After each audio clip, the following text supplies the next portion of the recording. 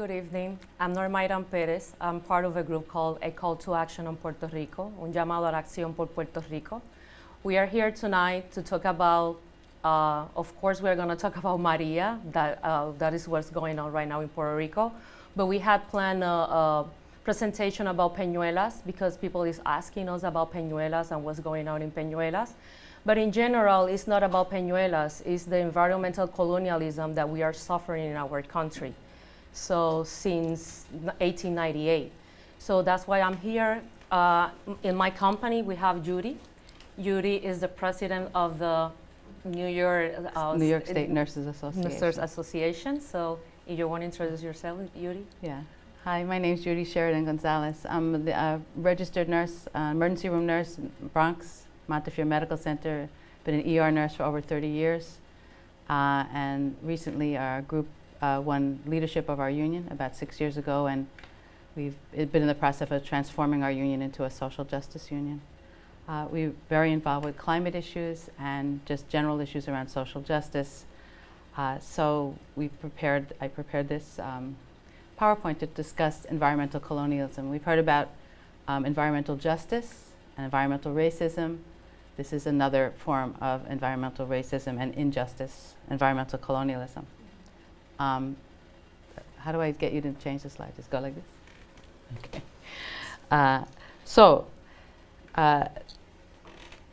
Just a moment. It's important to contextualize what's going on today in Puerto Rico. As a colony, first Spain and then the United States for over 100 years, it's basically been a source of plunder. That is the role of colonies, and certainly Puerto Rico has played that role.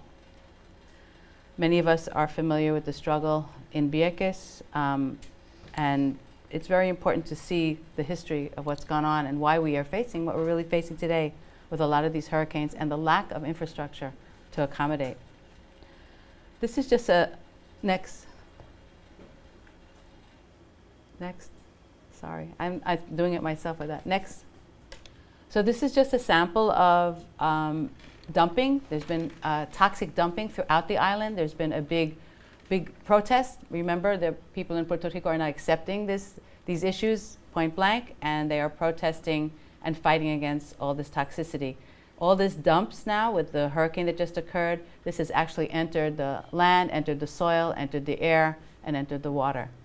Our biggest fear has actually come true. Next slide.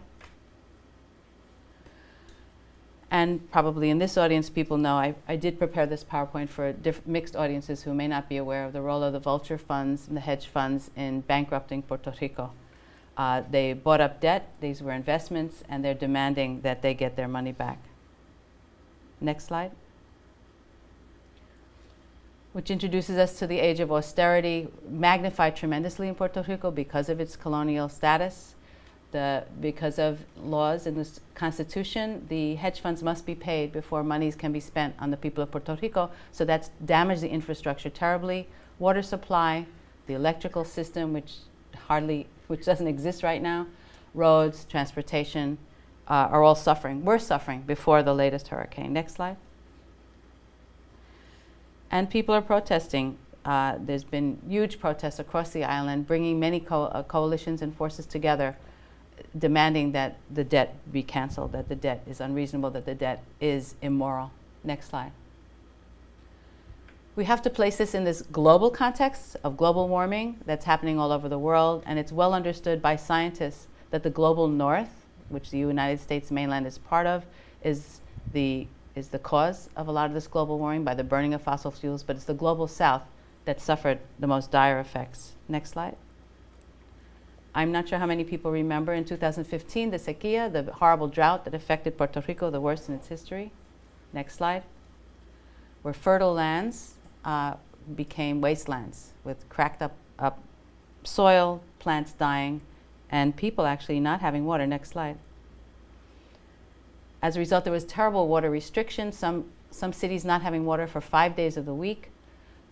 Again, the infrastructure was poor, it couldn't be accommodated. And what do people do when they don't have water? They try to create cisterns and other ways of collecting rainwater and other water, and that leads to vectors, mosquitoes. And we saw the rise of chikungunya, Zika, and these other infections. Next slide. In understanding climate change, it's important to understand the role of carbon dioxide and also methane, which is far more poisonous, and its polluting effect on the Earth. And having to explain from what we call the climate deniers, who are in control of a lot of our economy right now, it's important to understand the science. So just a brief talk about the science. Next slide. So this carbon dioxide was sequestered into the ground 350 million years ago when the dinosaurs died out. And all of our ecosystems and the evolution of mankind occurred in a different kind of climate than what we're actually going to. Because a lot of people say, well, we had the ice age, we had climate change is real. We said, well, in 350 million years, that's okay.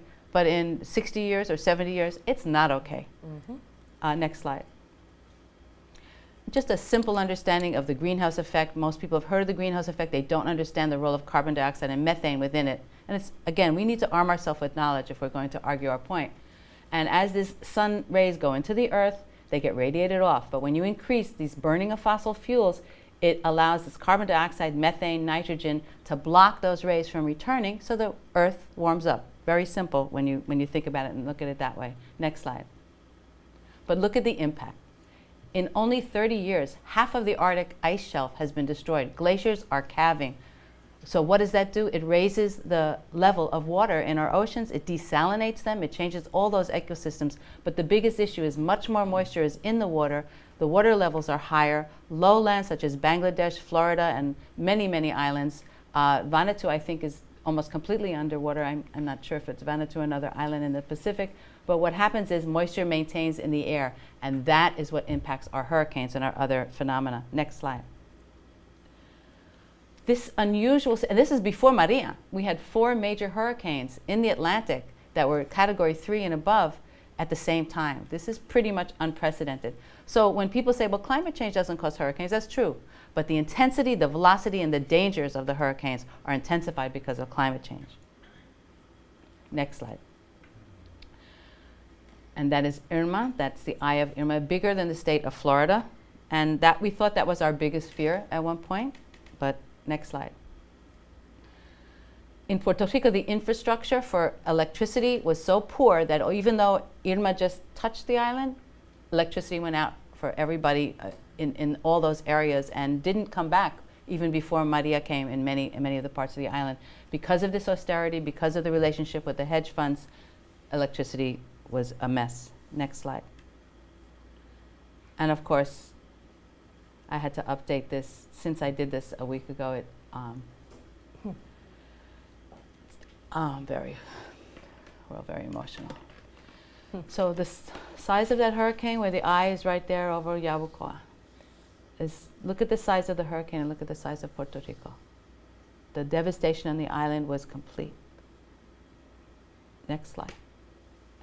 This is just a typical scene that we've all seen with horror. I mean, I think after the first 2 days, we had to stop looking at the pictures. Next slide.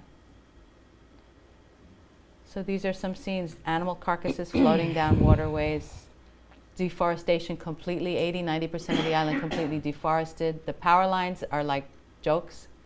And of course, you've heard of the dam in Lake Oaxaca that they wanted to evacuate 70,000 people.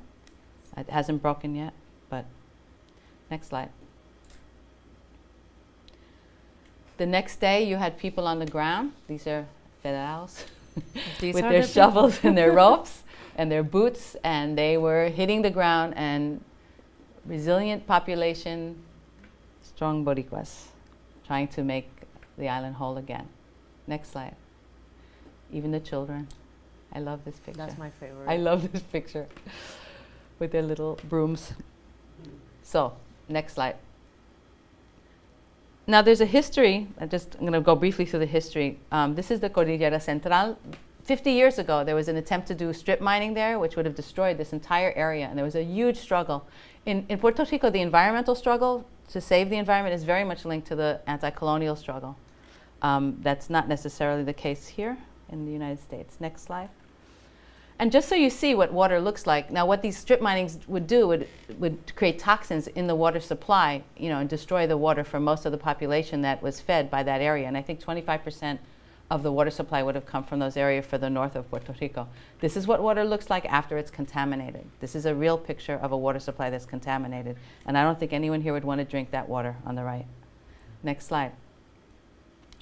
So Casa Pueblo, we gave birth to Casa Pueblo. Alexis Masol, an engineer there, led the struggle of the community to fight a lot of the strip mining. That struggle was won. That stopped happening. And in Adjuntas, this Casa Pueblo was founded, which played a major role later on. Next slide. Just to illustrate what happens, again, knowing the science so we can explain it. This is fracking, where is also fracking creates natural gas, which they say is clean.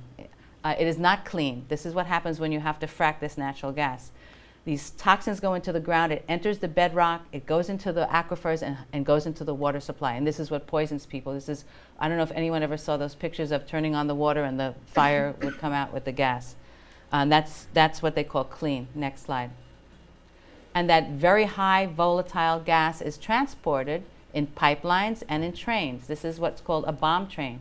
These containers are made for orange juice. They have volatile gas in it and they explode. Next slide. In Quebec, one of these trains exploded several years ago, killing 47 people and destroying an entire town. Next slide.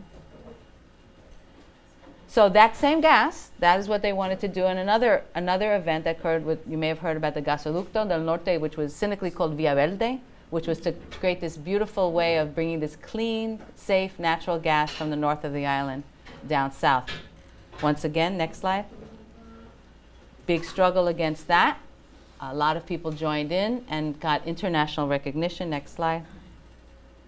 People engaged in civil disobedience, and I think that we have to do a lot more civil and uncivil disobedience in this age that we're in. Many demonstrations occurred in both the United States and in Puerto Rico. Next slide. And significant in Puerto Rico, some of the unions who are not supporting our climate struggles here in the United States, because of the understanding of the nature of colonialism, the UTIEL and other unions were supportive of that struggle. Next slide. And of course, we won that struggle. The Gasoducto, after much, was defeated. Next. Oh, did I leave out the Culebra? Okay, let me see. Did you skip a slide? Yeah. So before Vieques, their military actually had occupied almost all of Culebra. They had depopulated most of the island and attempted to completely move everyone out of the island, which is frightening. That was a big struggle. Next slide. And through a series of activities, the military had to back down and said they'll move their military activities to somewhere else. Well, guess where they moved them to? Next slide.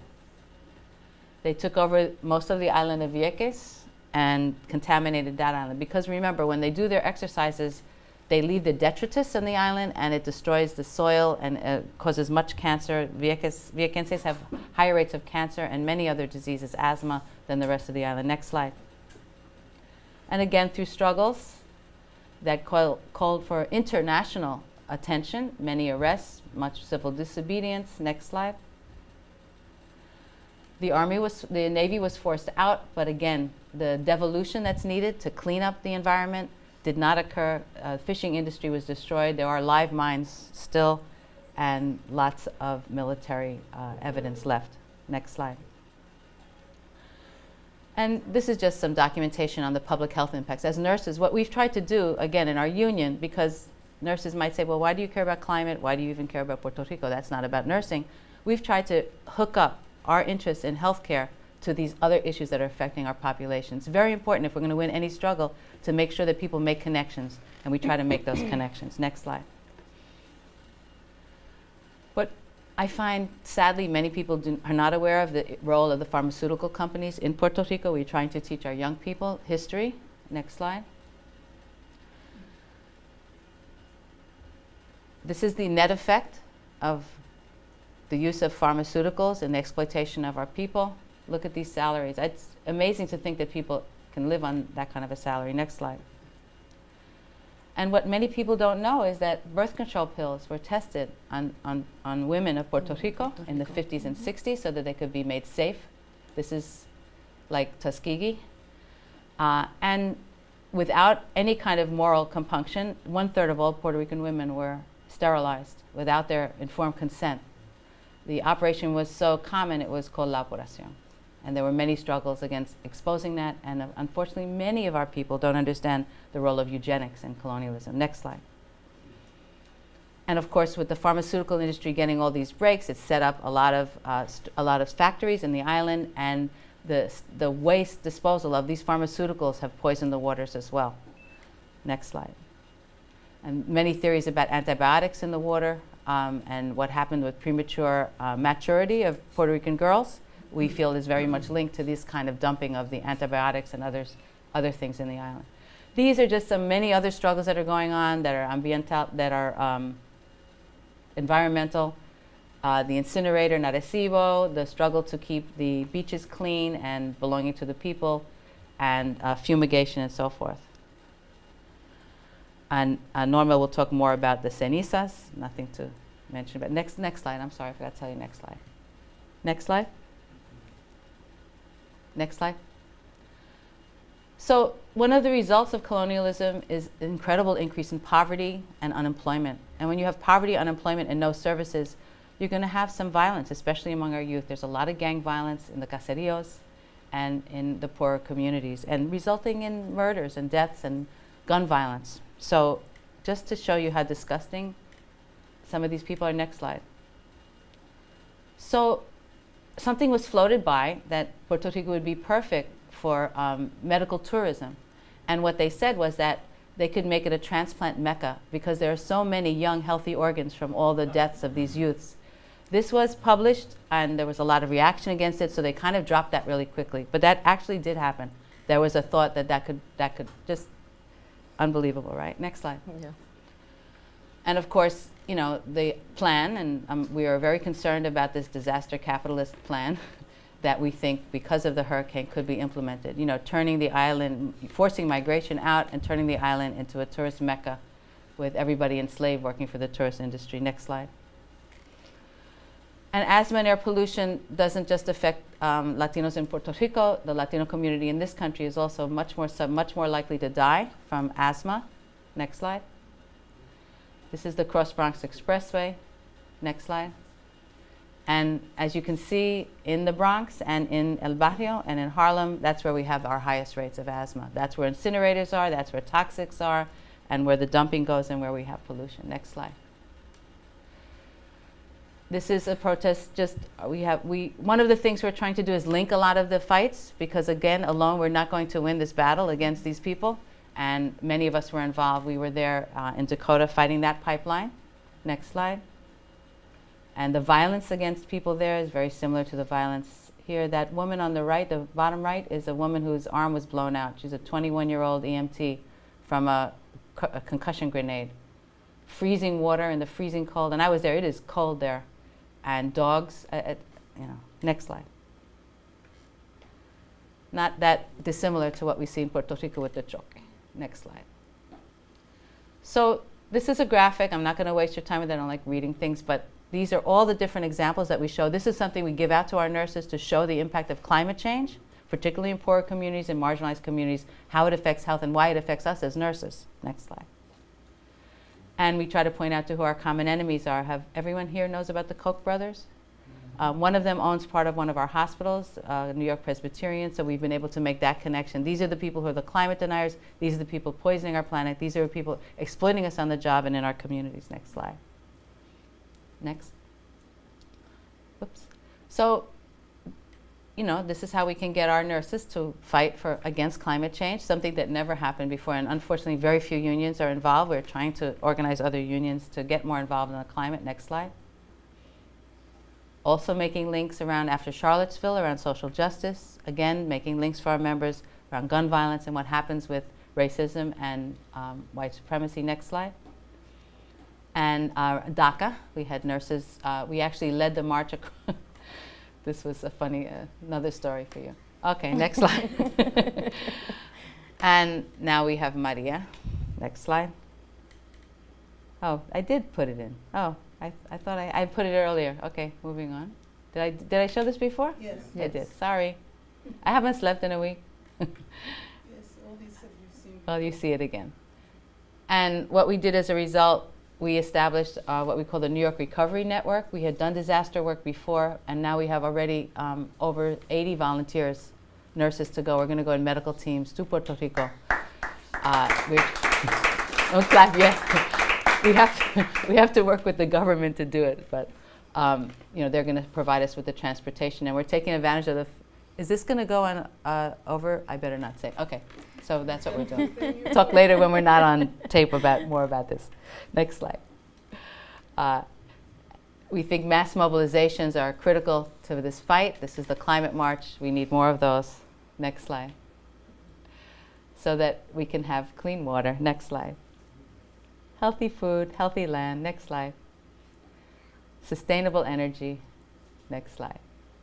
And save our planet and save our people. That's it. Okay. Sorry about the duplication. That's it. Finish. Next slide. Over. Thank you, Judy. Thank you, Judy, for this great. I think you was trying to connect everything, because we need to have an idea that this is connected with everything. Global warming, what happened in PR is related with this. What's going on here with our communities, that we have the amount of people with asthma and diseases is happening in PR, but you know it here. People in the US, they don't even know what's going on in Puerto Rico. People don't even know that we are citizens. So, but this is not about citizenship, it's about the human. We are humans, no?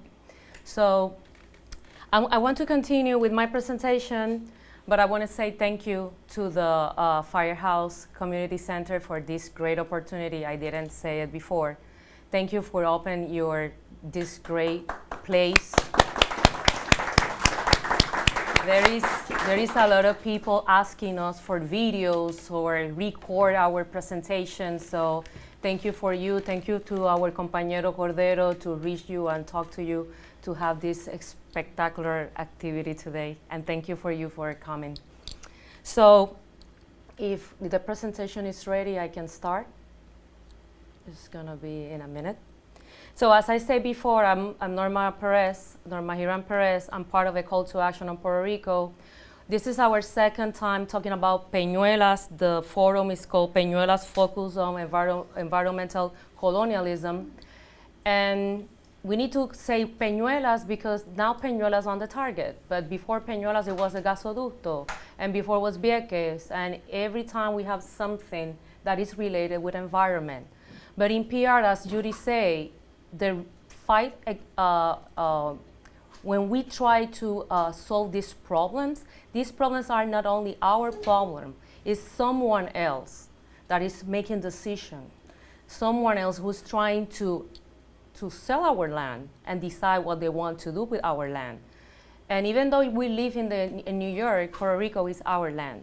So we need to have that ownership, that as our land, this is our people that we need to support. So the idea of this forums is to educate people. We protest, we do social media, we always try to have a press release denouncing, saying what we try to, saying in the US, but we need to educate the people with data, with information that is reliable, from people that you can trust. So that's why Judy is here, and myself, we are preparing to different activities. Our next activity, I'm gonna take the opportunity until the presentation is on. Our next activity is October 11. So we are gonna share in our Facebook community page. And I say community because after Maria, a lot of people send us messages, and it's like a big community. So we have another activity October 11. We are talking about Promesa, but we want to talk about Promesa, the law Promesa, now with this new situation. What they're going to do about the debt, what they are going to do with our communities, how we are going to support, how we are going to target, which activities the diaspora is supposed to do to support Puerto Rico. So be aware that we are preparing that, working on this next forum, educational forum. Also, we are trying to do it in different places because that's another concern of the people in the diaspora and people in our communities, that we're always in Manhattan, and we need to move on to a Bronx, to Queens and Brooklyn. So if you have friends in different boroughs, let them know that we are trying to find places, and if you have a place that you want us to, present or have our educational forums, invite us. We are very pleased to go and do the presentations and invite our people. Yes. So I think what Norma is talking about, education, is really important. When we marched in the parade, because we had done a lot of education for our members, we had 100 nurses marching in the parade with shirts and messages against the promesa. And I can't tell you how many young people, second generation Puerto Ricans, who said, "What's promesa? What are you talking? Why is people wearing these shirts? Why is the flag black? Why are you doing this?" We had no idea how many people just didn't even know what promesa was.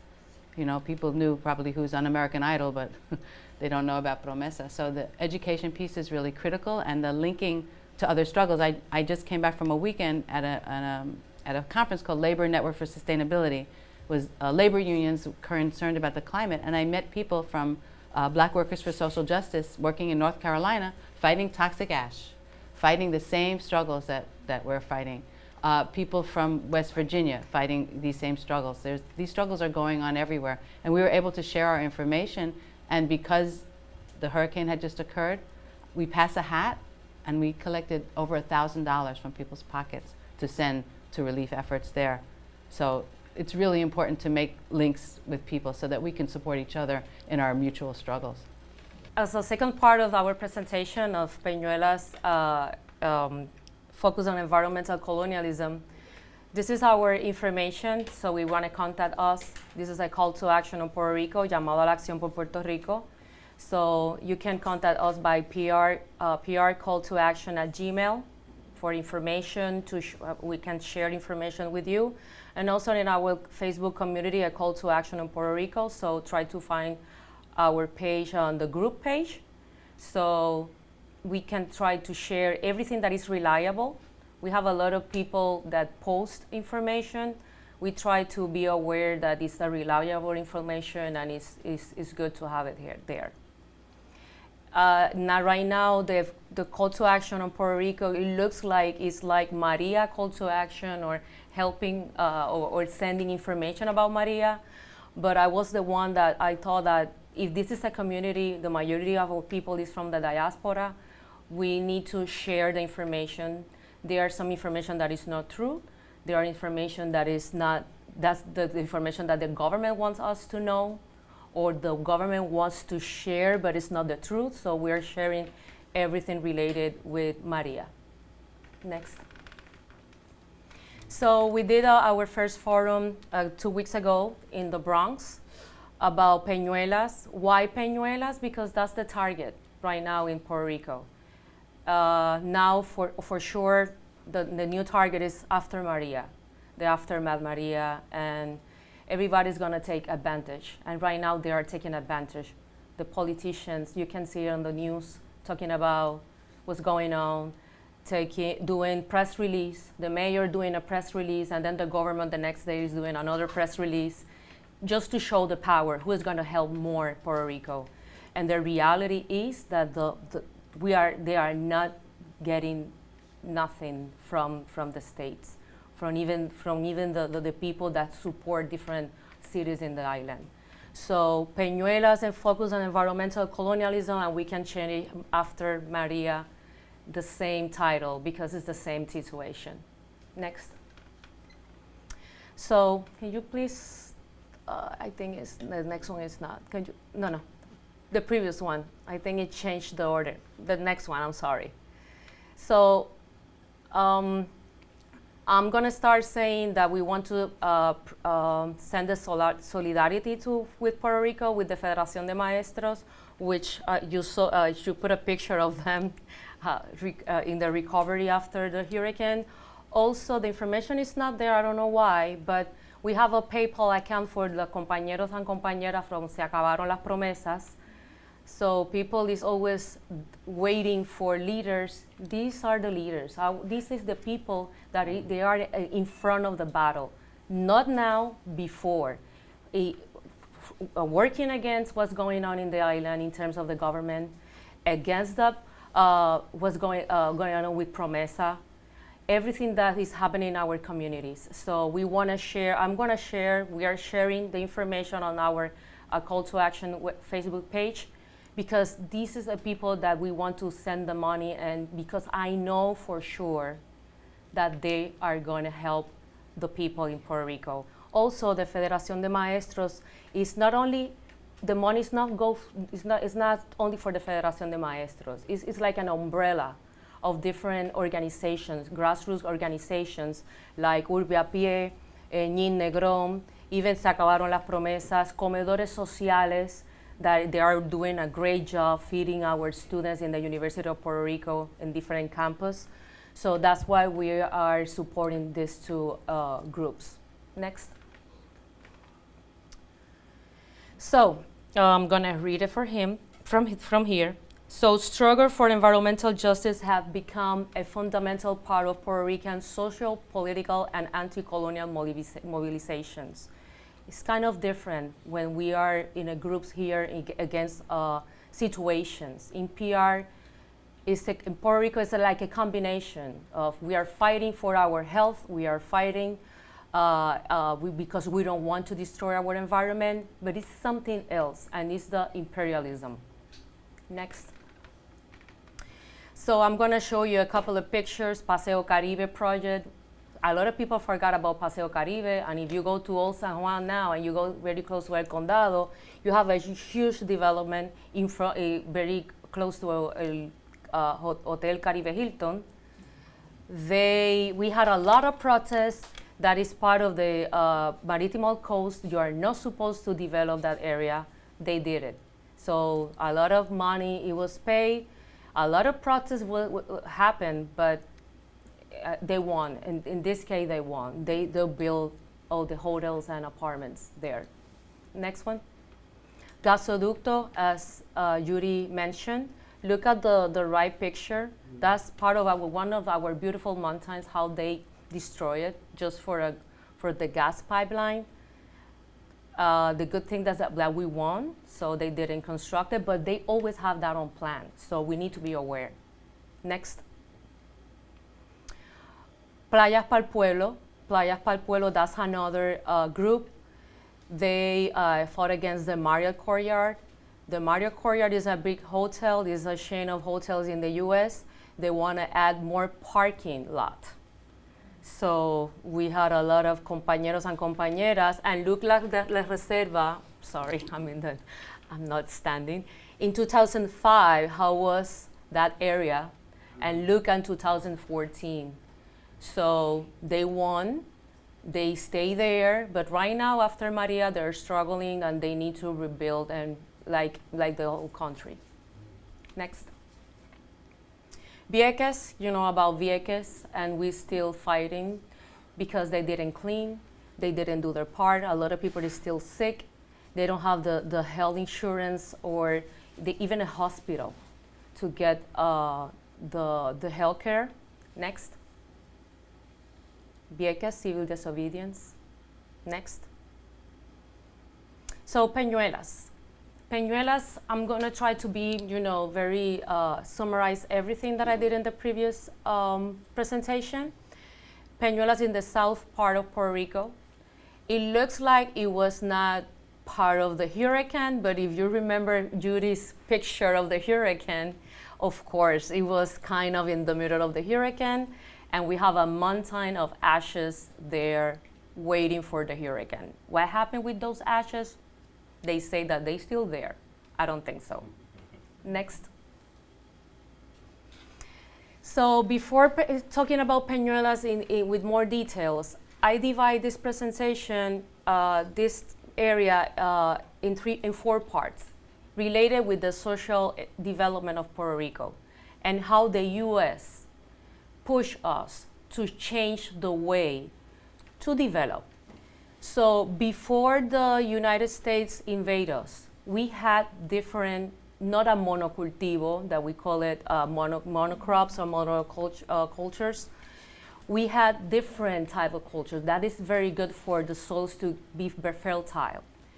When the United States invade us, they make a decision to have sugarcane as the main industry, quotation mark. So monoculture. So it was like the first, it's part of the problem that we have in some of our soils in the north part and even in the south part of the Puerto Rico. That happens in Haiti. So that happens in different countries. So they made the decision, we didn't make the decisions. The azucareros were the ones who took care of everything.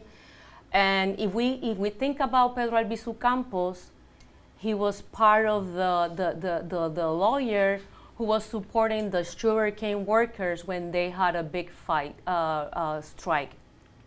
So monoculture and the way that we change how to use our agricultural lands, it was part of the US decision. Next one.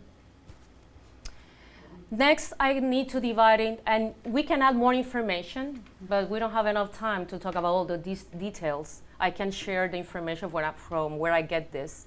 Then we have the industrialization, Operation Bootstrap, Manos a la Obra. It sounds very nice, Manos a la Obra. That guy, everybody, I know a lot of people, some people are gonna be very mad at me, but he was part of that big problem that we have in terms of Manos a la Obra. They moved the agriculture, they decide not to do more crops in different areas that they were, that was the industry in that days, to create like a big industrial zone. And I mentioned Corco because La Corco industry next, and actually, I'm sorry, go back, I'm sorry. That is La Corco, that is an industry from refining oil. It covers Peñuelas and Guayanilla. So if we have problems in Peñuelas right now, it's not only the ashes that they are putting in the landfill. It started with the Corco. And before the Corco, Peñuela has their own agricultural industry, if we want to say it that way. Next. So that's the Corco. Corco, it was established in Peñuelas and Guayanilla. It started in 1954, so after the Constitution, the ELA Constitution, and it was closed in 1982. 1.25 square mile of land wasted. Right now, we do have just some tanks that they are using to put some oil, to save some oil. I heard today in the news, in the radio station, I'm sorry, that they want to electrify that area because they can put diesel there to storage the diesel that they are going to use to fulfill the hospitals and all of that. And I'm not sure. I don't know if that is the right way to go. But that's what I heard today in the radio station in WKQ. Next one. After industrialization, so think about La Corco, now post-industrialization, we have construction industry. So PR, Puerto Rico, if you are on the airplane, you can see this like a huge urbanization, huge, especially in the coastal zone. That's a floating from now.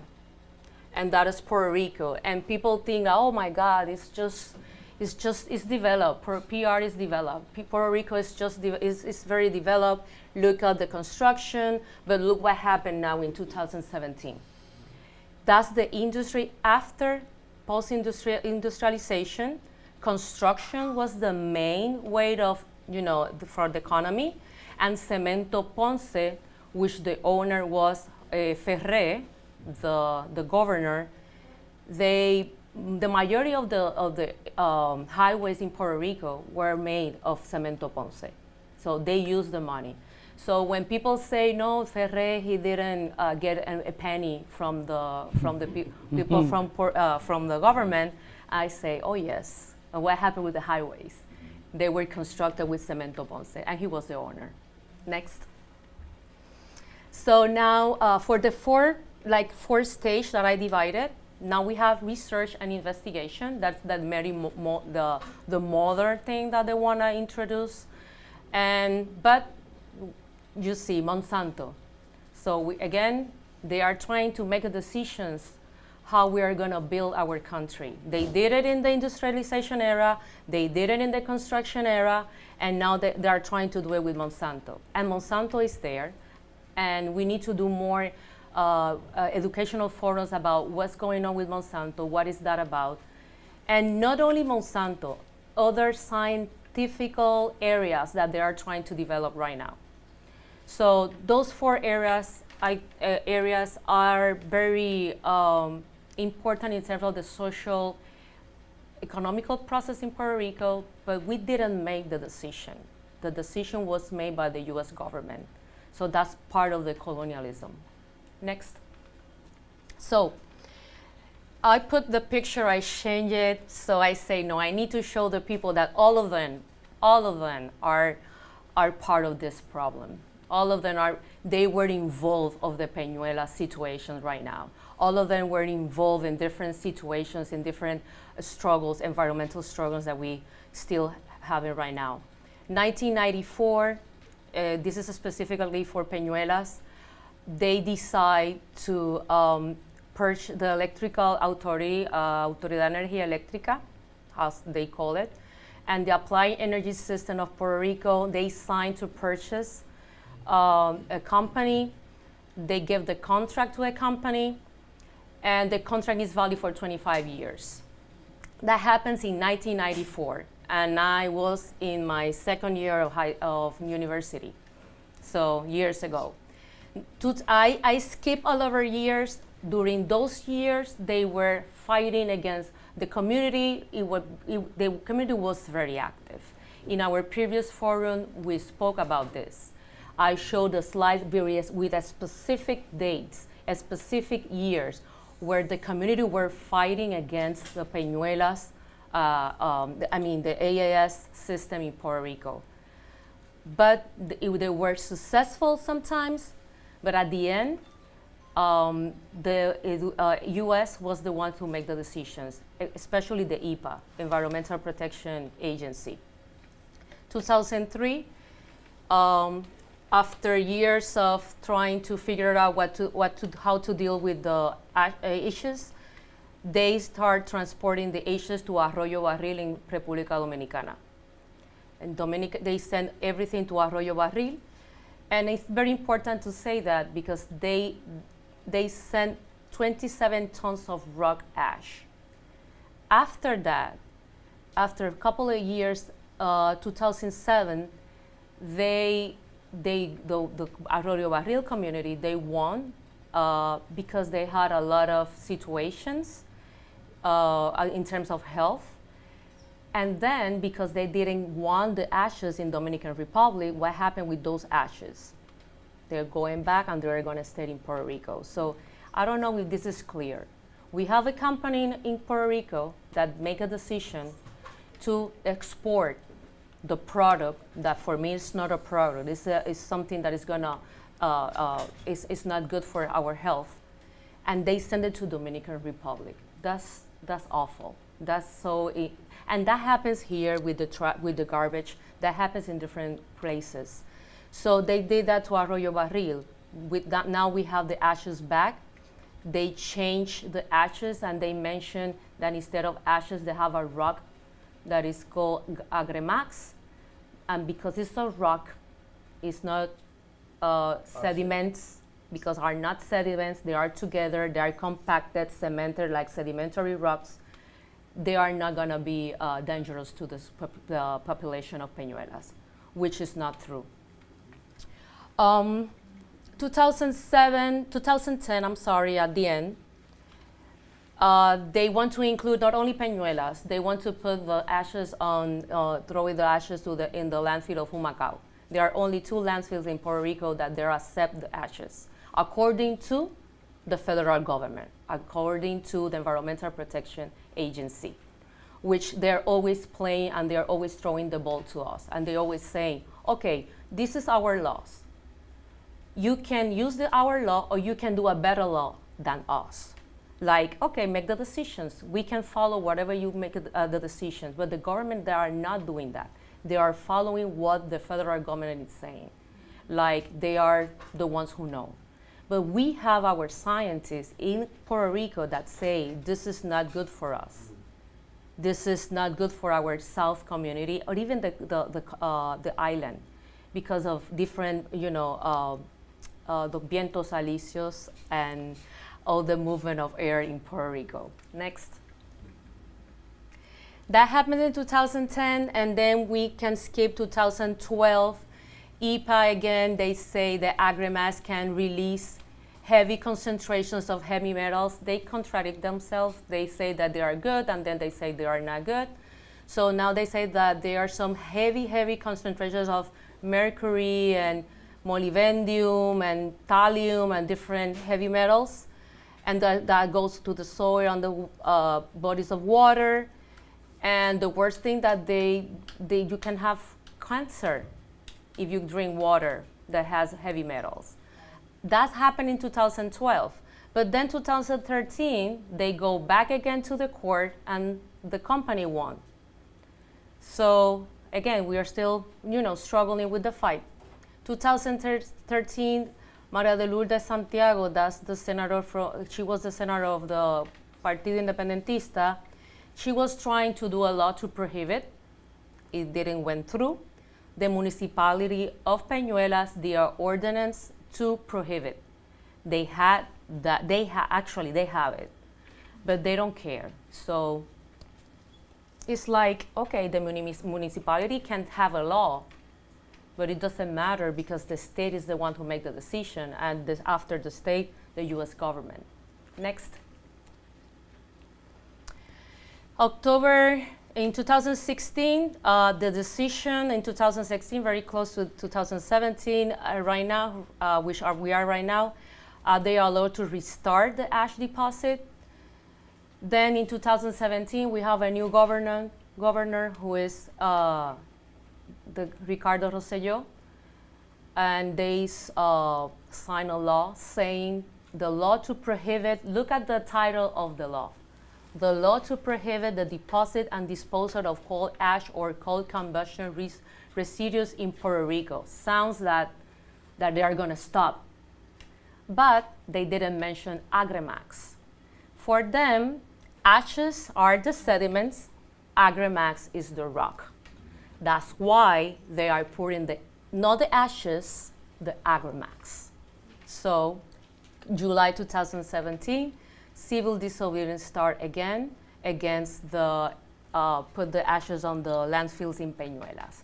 This is a very quick, if I compare with the previous one, the timeline about Peñuelas. But what is important about Peñuelas is the common denominator. The U.S. government is the one who made the decision at the end. We fight when people say they were not fighting since day one, yes, we have the evidence. We have the tons of paper of people going to the court fighting against this poison activity in Peñuelas.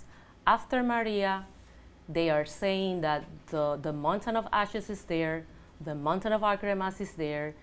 They say that they cover it. That is not true. They didn't do that. How they are going to cover a mountain? It's just, it doesn't make sense. So right now we have Maria, and for sure we have our whole island flooded with ashes of the Peñuelas landfill and the AS deposit. Next. So again, I just want to finish. I'm not going to finish. I'm going to open the floor if you have questions. How is this related with environmental colonialism? We were trying to show you how is this related with the colonialism. The fights, the environmental fights in Puerto Rico, the environmental struggle in Puerto Rico are completely related with our relationship with the United States.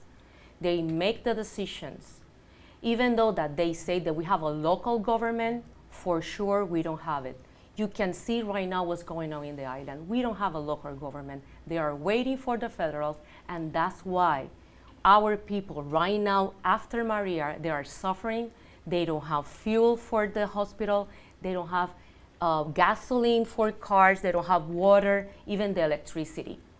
I remember the previous hurricane when I saw the news in Florida, Irma, all the trucks waiting for the after Irma attack or hit, all the companies from Atlanta or different states waiting to help Florida. But I'm in an island. I'm an island. I live in an island. Our island needs another type of support. We need to work on the Jones Act because we need to allow our countries that they want to help us to help us right away. And this is something that we need to build here in the diaspora, share with the people that this is not because we are a colony. If we become a state, it will be the same thing. We need to stand up. We are a group that we believe in the independence of Puerto Rico, and we need to stop this relationship, abusive relationship between the US government and us. We are not begging for FEMA. We are not begging for that. We are paying for FEMA. We are paying with our women were sterilized. We pay that. We are not begging for the military to be there. Actually, I don't even want them there. But if they are the people who are gonna help cleaning and open streets right now, highways, to people to move from one place to another, they need to be there. How many veterans we have in our families? Militaries that go to wars that they are not our war. So we need, as a diaspora, think about these things. This is more than colonialism. It's abusive relationship. They are exploiting us. And this is the first time that I think people can see how the US government is treating us. Not as a second class citizens. No, not even as a humans. So everybody's talking about Maria, and we got very emotional when we talk about Maria. We can add more about Maria. If you have questions about Maria, we are trying to do our best answering those questions. But I'm very, you need to be very aware that after Maria, they are gonna take advantage of what's happening. The poor people is gonna stay there. The rich they are already gone. They are not there anymore. People from Dorado, the ones who pay a lot, very expensive. I'm not talking about my people from Dorado, the ones that are from El Barrio, Mameyal. No, that's not my people. Where I did my research. No, I'm talking about the people from Dorado that are the rich that pay $1 million for a house, and 1.5 million for a house. These is the people that they are gone. They are not anymore. They are not in the island. The people who are staying is the people who is poor, elders, and I'll say elders and more elders, but because if you look at the demographic of Puerto Rico is an elder society. Because people, if you look at the information in the news, they are migrating to the US because they don't have options. So we have a couple of minutes left.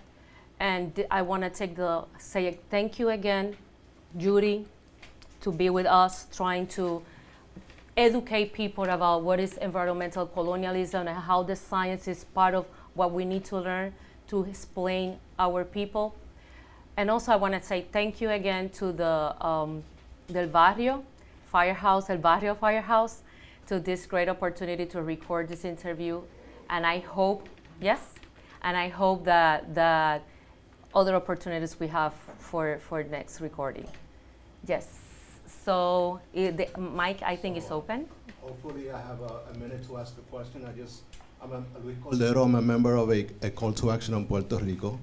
We've held discussions about the situation in Puerto Rico with the hurricane and what we from here can do. And I would like Norma to please, if you have a minute, maybe you can talk about what are some of the options that we've discussed.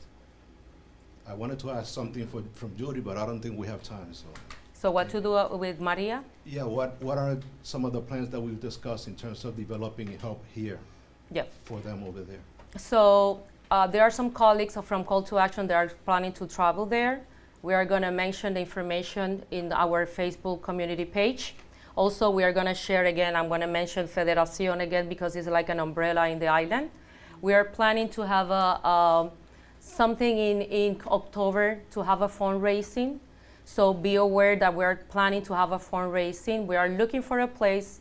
We have a date, but we are looking for the place. So be aware, take a look on the Facebook that we are going to post it. And everything that we are collecting for sure, we're going to travel, and there are some of our comrades that are going to be there to support our friends in Puerto Rico. You can use our office, use our space. Oh, yes, yes. So we're going to, and when I say our friends in Puerto Rico, I mean the community that we support in different activities. Of course, they are friends. For me, they are family. These people, they are family. So, Judy, you want to say something? We have like 30 seconds. Just we're spreading the word about the Federación. We put it on all of our Facebooks. We've now raised almost $10,000 in 3 days. That's nice. And also Comedores Sociales, I believe that their PayPal is now working. It wasn't working, now it's working. I just spoke to Giovanni today. So they're working too. They're feeding people. People are really people are hungry. People are starving. And we're also trying to still organize. If you know anybody, go to the NISNA Facebook page. We are recruiting medical volunteers, and we've had experience with disasters, and we'll be coordinating that activity as well. Thank you so much again. Thank you for joining us. And if you have any questions after the recording, we are very pleased to answer those questions. Thank you.